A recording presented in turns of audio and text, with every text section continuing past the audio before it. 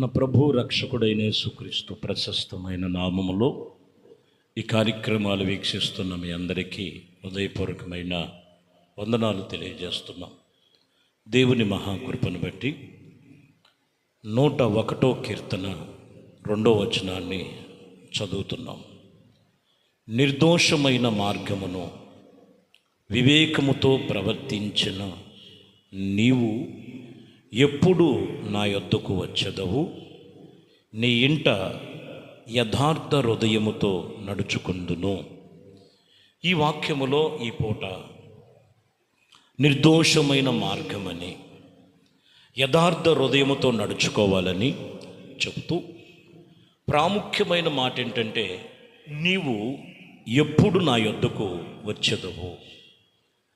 నీవెప్పుడు నా యొద్దకు వచ్చెదవు? ఎప్పుడు వస్తారా ఆయన? ఎప్పుడు నువ్వు నా యొద్దకు వస్తావయ్యా?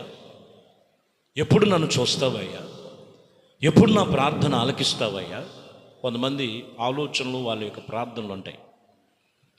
ఎప్పుడు దేవుడు నీ యొద్దకు వస్తాడు? ఒకటి, నిర్దోషమైన మార్గములో వివేకముతో నువ్వు ప్రవర్తించాలి. 2, దేవుడి ఇల్లంతటిలో యథార్థముగా నడుచుకోవాలి. ఈ 2 అనుభవాలు ఎప్పుడైతే ఉంటాయో దేవుడు వారి యొద్దకు వస్తారు. దేవుడు ఆయన యొద్దకు వస్తారు. చూడండి, యేసు ప్రభువారు యెరికో ప్రాంతానికి వస్తున్నారని అక్కడ అందరూ జనాలు గుంపులు గుంపులుగా కూడుకొని ఉన్నారు. ఈ గుంపుల్లో కూడుకొని ఉంటున్నప్పుడు ఒక వ్యక్తి ఆ ప్రాంతంలో సుంకములు వసూలు చేసేటువంటి వ్యక్తి ఉన్నాడు.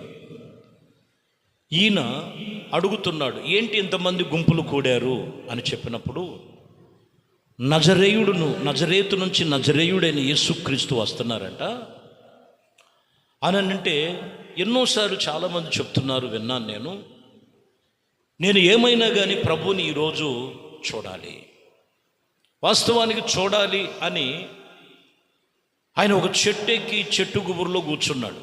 ఇది మనందరికీ తెలిసిందే. కానీ ఇక్కడ మీరు చూస్తే వాక్యములో అక్కడున్న గుంపుల దగ్గరికి, ఎవరి దగ్గరికి వెళ్ళలేదు. కానీ లూకా సువార్తలో 19వ అధ్యాయము 6వ వచనములకు వచ్చేలకే యేసు ప్రభువు రావటం ఆ మేడు చెట్టు దగ్గరికి వచ్చి ఆయన తల పైకెత్తి ఇదిగో అక్కడ పిలుస్తున్నాడు. అతడు త్వరగా ఏమంటున్నాడు? జక్కయ్య కిందకి దిగిరమ్మని ప్రభు చెప్పినప్పుడు 6వ వచనం, అతడు త్వరగా దిగి సంతోషముతో ఆయన్ని చేర్చుకొనెను. యేసు ఆ చోటుకు వచ్చినప్పుడు కనులెత్తి చూడగా, త్వరగా దిగిన నేడు నేను నీ ఇంటికి, ఇదిగో అక్కడ చెబుతున్నటువంటి మాట, ప్రభు చెబుతున్న మాట, నీ ఇంటికి నేను వస్తాను, నీ ఇంటిని చేర్చుకోమని. ఈ మాటల్లో మీరు గమనించినట్లయితే యేసు ప్రభువుని సంతోషముతో ఆయన ఇంటికి చేర్చుకున్నట్లుగా మొదటి భాగములో చూడొచ్చు. రెండవది మనం 5లో మనం చూస్తే ఆ చోటుకు వచ్చి ఆయన కనులెత్తి, జక్కయ్య త్వరగా కిందకి దిగమని, నేడు నీ ఇంట్లో ఉండగోరుచున్నానని అతనితో చెప్పినట్లుగా రాయబడింది. కాబట్టి ఇక్కడ మీరు గమనించాలి, యేసు ప్రభువారు ఎప్పుడు వస్తాడు? నీవు ఎప్పుడు నా యొద్దకు వచ్చావు అంశమని. ఎప్పుడు వస్తాడు? నీ హృదయములో ఆశ ఉండాలి. జక్కయ్య హృదయములో ఏమున్నదంటే యేసును చూడాలి, యేసుని నేను ఏమైనా చూడాలి. హృదయపూర్వకంగా చేసేటువంటి అనుభవం భక్తి జీవితంలో పరిపూర్ణ జీవితం వేరండి. ఖచ్చితంగా ఎవరైతే ఆ యొక్క యథార్థమైన మార్గము, నిర్దోషమైన మార్గములో వారు నడుచుకుంటారో ఖచ్చితంగా ప్రభు వారి దగ్గరికి వస్తారు. జక్కయ్య దగ్గరికి వచ్చారు, జక్కయ్యని పిలిచారు. జక్కయ్య కూడా సంతోషముతో ఇంటికి చేర్చుకున్నాడు. జక్కయ్యను కూడా చూసి ప్రభు అంటాడు, నేడు నీ ఇంటికి రక్షణ వచ్చింది. కారణం ఏంటో తెలుసండి, అతని హృదయంలో ఉన్న ఆ బలహీనతలన్నీ ఒప్పుకున్నాడు. ఈరోజు దేవుడు నీ యొద్దకు ఎప్పుడు వస్తాడు? ముందు నీ హృదయము దేవునికి ఇచ్చి, నీ హృదయములో ఉన్న వాటిని విడిచిపెట్టి ప్రభువు మీద నువ్వు ఆశ కలిగి ఉన్నప్పుడు, వాక్యం చెప్తున్న మాట, నీవు ఎప్పుడు నా యొద్దకు వచ్చేదవంటే నీ హృదయము దేవుని సన్నిధిలో నిర్దోషముగా నిలిచినప్పుడు ఆయన నీ యొద్ద నిలిచి ఉన్నాడని జ్ఞాపకము చేసుకోవాలి. దేవునికి స్తోత్రం. హల్లెలూయా.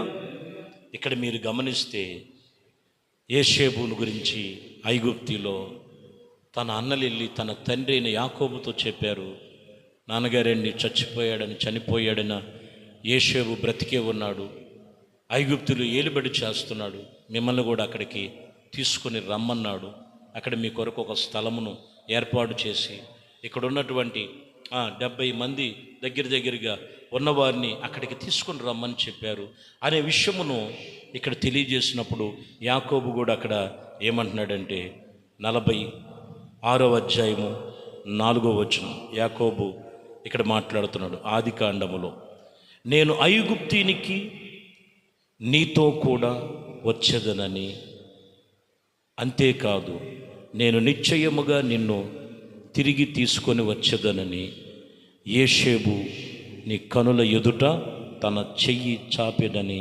సెలవీయగా. చూడండి, యాకోబుకి దేవుడే సెలవిచ్చాడు. ఏమంటున్నాడు? నేను ఐగుప్తికి నీతో కూడా వచ్చేదను. సరే, యాకోబు ప్రార్థన చేస్తే దేవుడు చెప్తున్నారు అక్కడ, ఐగుప్తికి నీతో కూడా నేను వచ్చేదను. వెళ్ళాలని కబురు వచ్చింది, కానీ ప్రార్థన చేసే మనసు కలిగింది యాకోబుకి. దేవుడే చెప్తున్నాడు, నేను నీతో కూడా వస్తానని. ఈరోజు దేవుడు సన్నిధిలో ప్రార్థన చేస్తున్న నీ జీవితంలో ఇదిగో నీ పరిస్థితులు కొన్ని పరిస్థితులు కృంగిపోయినటువంటి స్థితిగతుల మధ్యలో ఉన్నా నువ్వు దేవుని సన్నిధిలో నిబంధన చేసుకొని ఆయనతో తీర్మానం కలిగి ఉన్నట్లయితే ఆయన నీతో వస్తాడు. ప్రార్థనకి టైం ఇస్తే ఆయన నీతో వస్తాడు. ప్రార్థనకి సమయం ఇస్తే రోజంతా నీతో ఉంటాడు ఆయన. ప్రార్థన చేయటానికి టైం ఉండదు, మందిరానికి రావటానికి టైం ఉండదు, ఏం లేదు, ఎక్కడ లేని అన్నీ మాకు కష్టాలు తీరిపోవాలి, అన్నీ కూడా మేము ఆశీర్వదించబడాలంటే ఎక్కడి నుంచి దీవించబడతాం?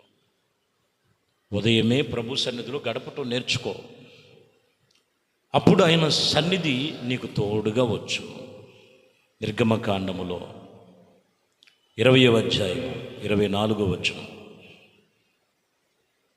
మట్టి బలిపీఠమును నా కొరకు చేసి దాని మీద నీ దహన బలులను, సమాధాన బలులను, నీ గొర్రెలను, నీ ఎద్దులను అర్పింపవలను.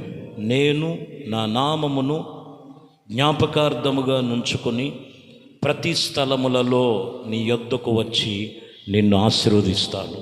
చూసారా, చివరి మాట, ప్రతి స్థలములో నేను నీ యొద్దకు వచ్చి నిన్ను ఆశీర్వదిస్తాను. ప్రతి స్థలములో నీ యొద్దకు వచ్చి నేను నిన్ను ఆశీర్వదిస్తాను. ఎప్పుడు? ఇక్కడ చెబుతున్న మాట, నువ్వు బలిపీఠము కట్టబడాలి, నీవే సాక్రిఫైస్ చేసుకోవాలి, ప్రాణ ఆత్మ శరీరములు దేవునికి సమర్పణ కలిగి.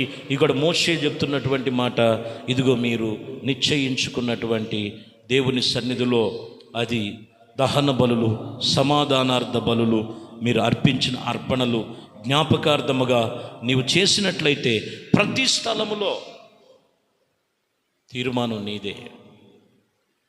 నీ వద్దకు వస్తానికి ఆయన సిద్ధంగా ఉన్నాడు. ఫోన్లో వాక్యములో వింటున్న నీవు తీర్మానం నీదే. ఎందుకు? ఎన్నాళ్ళు ఈ పరిస్థితులు కాదు నాకు కావాల్సింది, యేసు ప్రభు వారితో నాకు కావాలి అనే జీవితం నీలో ఉంటే తీర్మానం నీది. నీతో వస్తానికి ఆయన సిద్ధముగా ఉన్నాడు. ఆయన నీవు సిద్ధపడినట్లయితే నువ్వు వెళుతున్న ప్రతి స్థలములు ఆశీర్వాదముగా మార్చగలిగిన సమర్థుడు, శక్తి కలిగిన దేవుడు నేను ప్రకటిస్తున్న యేసుక్రీస్తు. 3వ యోహాను పత్రికలో 1వ అధ్యాయం ఉంటుంది, 2వ వచనం ఉంటుంది. 3వ యోహాను పత్రిక 1:2 చదువుతున్నాం. ప్రియుడా, నీ ఆత్మ వర్ధిల్లుతున్న ప్రకారము నువ్వు అన్ని విషయములలోనూ వర్ధిల్లుచు సౌఖ్యముగా ఉండవాలని ప్రార్థించుచున్నాము. గాయకి రాస్తున్నారు, నీ ఆత్మ వర్ధిల్లాలి, నువ్వు అన్ని విషయములు వర్ధిల్లాలి, సుఖముగా ఉండాలి. ప్రార్థన చేస్తున్నాం. ముందు ఆత్మ వర్ధిల్లకుండా దేవుని సన్నిధిని ఎలా అనుభవిస్తావు? నీ ఆత్మ దేవుని సన్నిధిలో, ఆయన ఆత్మ నీలో ఉండాలంటే నువ్వు ఆత్మ వర్ధిల్లాలండి. అదే చెప్తున్న మాట. ఎందుకంటే గలతీయులకు రాసిన పత్రికలో 3వ అధ్యాయం 13వ వచనంలో అబ్రహామును గురించి ఆత్మను గురించిన వాగ్దానము విశ్వాసము వలన మనకి లభించినట్లు అబ్రహాము పొందిన ఆశీర్వదించనము క్రీస్తు యేసు ద్వారా అన్ని జనులకు కలుగుటకే క్రీస్తు మన కోసము శాపమనే ధర్మశాస్త్రం యొక్క శాపము నుండి విమోచించాడు. ఎందుకని అంటే యేసుక్రీస్తు ద్వారా అన్ని జనులలో కావలసిన ఆశీర్వాదము పొందుకొనటానికి. ఎవరి దగ్గరికి వస్తారు ఆయనంటే ఎవరు ఇరిగిన నలిగిన హృదయముతో యేసుక్రీస్తుని రక్షకుడిగా అంగీకరించి తన పాప బలహీనతలు విడిచిపెట్టి విశ్వాసము ద్వారా ప్రభుతో నడుచుకున్నప్పుడు అబ్రహామును ఆశీర్వదించిన దేవుడు యేసుక్రీస్తు ద్వారా నన్ను ప్రతి మనిషిని ఆశీర్వదించగలిగిన వాడు. ఆయన నీ యొద్దకు వచ్చి ఆశీర్వాద వచనములుగా నిన్ను దీవించి దీవెనకరంగా మార్చి ఆయన కృపలు స్థిరపరచు. నిర్గమకాండములో 29వ అధ్యాయం 43వ వచనం చదువుతున్నాం. అక్కడికి వచ్చి ఇశ్రాయేలులు కలుసుకొందును, అది నా మహిమ వలన పరిశుద్ధపరచబడెను. చూసారా, ఎక్కడికి వచ్చి కలుసుకుంటానంటున్నాడు?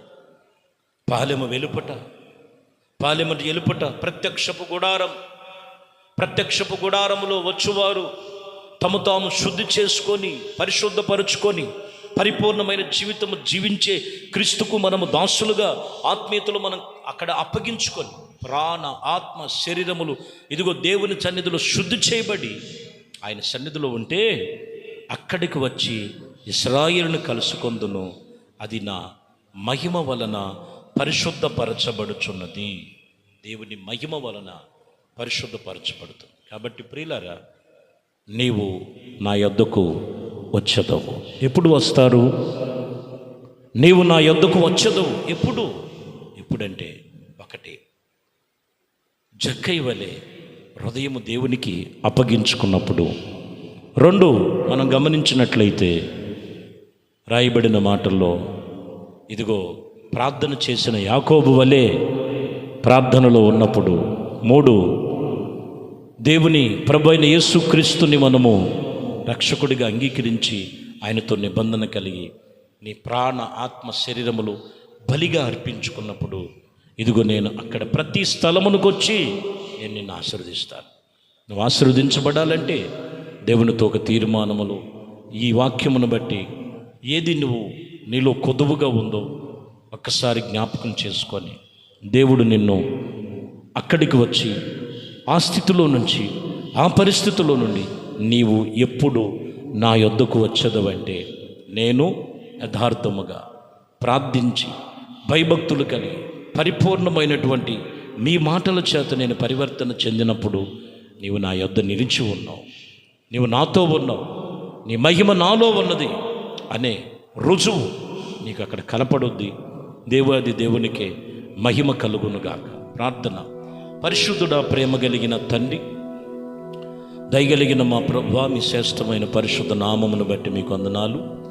మీ కృపా దయా సంకల్పమును బట్టి ఇదిగోనైనా ఈ ఉదయకాలము నీవు ఎప్పుడు నా యొద్దకు వచ్చేదవని వాక్యం చెప్తూ నిర్దోషమైన మార్గములో యథార్థమైనటువంటి సిద్ధపాటు కలిగి ప్రార్థనలో ఆత్మీయతలో సంఘములో మీరు చెప్పారు అనేక సంగతులు, అవన్నీ కూడా వారి జీవితాల్లో ఆత్మీయతలో కొనసాగించే కృపలో ప్రతి ఒక్కరిని కూడా అలాగున మీ సన్నిధిలో జీవించే జీవితం ఎప్పుడైతే హృదయంలో చోటిచ్చారు, జక్కయ్య నేడు నీ ఇంటికి రక్షణ వచ్చిందని చెప్తారు.